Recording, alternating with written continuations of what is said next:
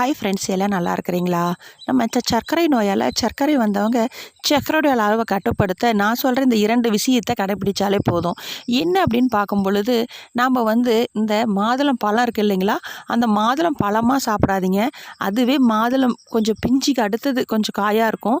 அது மாதிரி இருக்கிற காயை அந்த மேல் இருக்கிற அந்த மொத்தமாக இருக்கிற தோலை எடுத்துட்டு உள்ளே லேசாக இருக்கும் இல்லைங்களா, லேயர் மாதிரி இருக்க அந்த தோலோட அந்த பழத்தை மென்று சாப்பிட்டு பாருங்கள். டெய்லி ஒன்று ஒன்று சாப்பிடுங்க.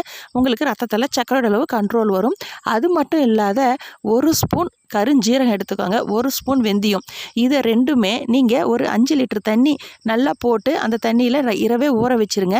காலையில் எழுந்த பிறகு ஒரே ஒரு பெரிய நெல்லிக்காய் மிக்சியில் அந்த கொட்டையை எடுத்துட்டு நல்லா அடித்து எடுத்துக்கோங்க. இல்லைன்னா குட்டி குட்டியாக கட் பண்ணி அந்த தண்ணியில் காலையில் போட்டுருங்க. நல்லா போட்டு ஊறின தண்ணியை நீங்கள் அது எப்போ நீங்கள் வேலைக்கு போகிறவங்களா இருந்தாலும் சரி, வெளியில் நீங்கள் பிஸ்னஸ் எந்த வேலையை செய்கிறவங்களா இருந்தாலும் சரி, வீட்டில் இருக்கவங்களா இருந்தாலும் சரி, அந்த தண்ணி தாகம் எடுக்கும் போதெல்லாம் அதை குடிச்சிட்டு வந்து பாருங்கள். உங்களுக்கு ரத்தத்தில் சர்க்கரை அளவு நார்மல்னு வரும்.